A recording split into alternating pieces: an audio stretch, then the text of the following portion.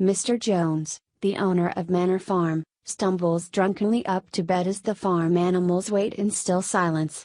The moment he is out of sight, they begin to bustle around, preparing themselves for the big meeting that is to take place that night. Old Major has called the meeting to discuss a strange dream he had the previous night. He is waiting for his fellow animals in the big barn.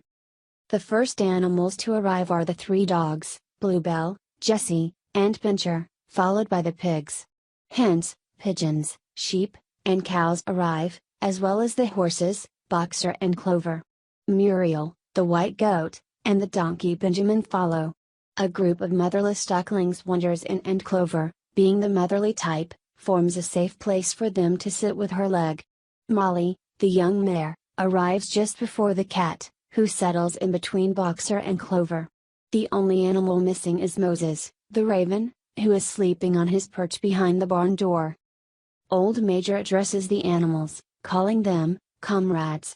He explains that, because he is getting old and may die soon, he wishes to impart his wisdom. Over his lifetime, he has come to the conclusions that no animal in England is free and the life of an animal is misery and slavery. 28. Old Major states that animals' domination by man is the sole reason they cannot be free, happy, and fulfilled. Man is the only creature that consumes without producing. His only job is to be lord of all the animals, which makes him the only real enemy animals have. Man overworks animals only to rob them of the fruits of their labor, and treats them only well enough to survive and provide more labor. When man is done with an animal, he slaughters it cruelly. According to Old Major, rebellion is a path to freedom. Overthrowing the human race would make animals rich and free almost instantly. Old Major begs the other animals to devote the rest of their lives to the cause of rebellion and to reject the idea that they have codependence with man. Furthermore, the animals must be united in order to overthrow man. All men are enemies. All animals are comrades. 31. Despite this saying, he is not sure whether wild animals count. Old Major holds a vote to decide whether domesticated animals should unite with wild animals. Only the dogs and the cat vote no, although the cat is not paying attention and votes twice. After the vote, Old Major crystallizes his point, stating, "Whatever goes upon two legs is an enemy. Whatever goes upon four legs, or has wings, is a friend." He adds the additional point that, once they have achieved victory, animals must not emulate man. They must not wear clothing, live in houses, or copy any of man's other evil habits. Finally, Old Major relates his dream to the animals. His dream was about the state of happiness that will exist once man is eliminated. In the dream, a tune his mother and the other souls sang to him in his childhood returned to him, and new words accompanied the tune. Old Major is sure that he has, in his dream life, uncovered an old animal anthem that has lain dormant for generations. It is called Beasts of England, and he sings it to the other animals. Orwell describes the song as a stirring tune, something between Clementine and La Cucurca. 32. The song glorifies the freedom and joy that will follow tyrant man's overthrow, and he urges all animals to toil for freedom's sake, even if they die before the cause is won. The song rouses the animals, even the dullest of whom learn it in minutes. In fact, the animals are so taken with the song that they sing it 5 times in unison. The ruckus awakes Mr. Jones, who fires several bullets from his shotgun into the barn wall.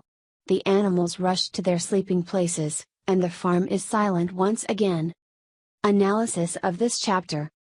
Chapter I introduces us to the idealism upon which Animal Farm and animalism will later be built. In explicating Animal Farm, some critics stress Orwell's broad focus on totalitarianism over his specific criticism of Stalinism.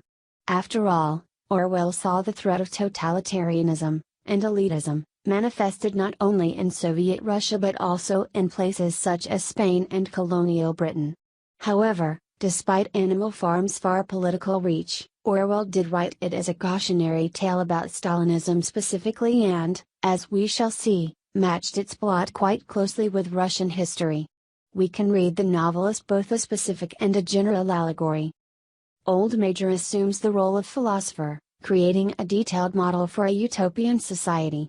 His role is also that of visionary or prophet because, smart as he is, part of Major's vision of the future came to him in a dream. In his roles of philosopher and visionary, Major represents the political theorist Karl Marx. Old Major is older and wiser than the other animals, a fact that mirrors history. Marx and his theories predated, and therefore influenced, the ideas of Lenin, Trotsky, and Stalin. All three men were still children at the time of Marx's death.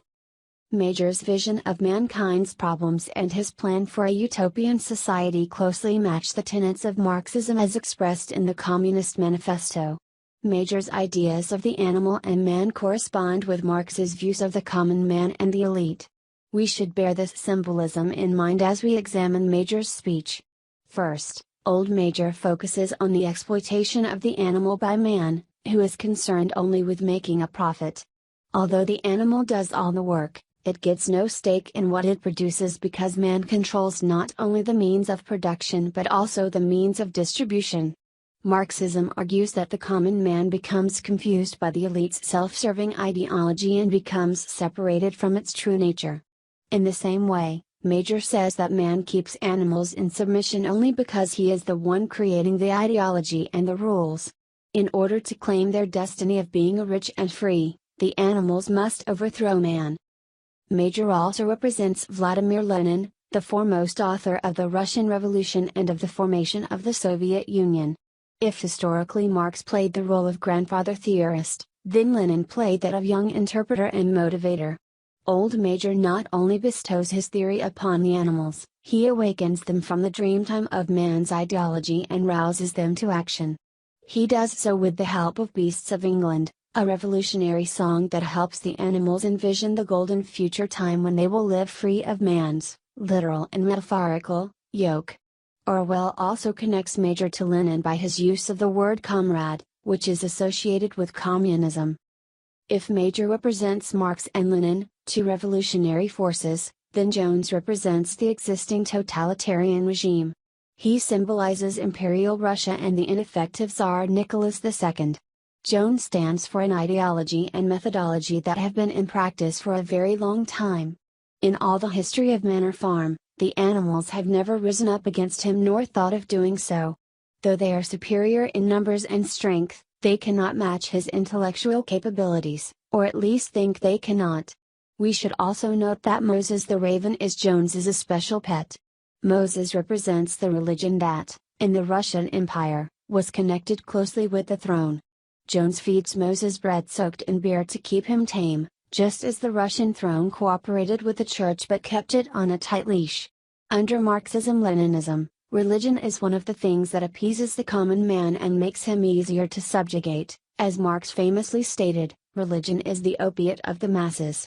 It has no value in a truly utopian society, such theorists believe, because people are satisfied in reality and no longer feel the need to rely on faith or the promise of heaven.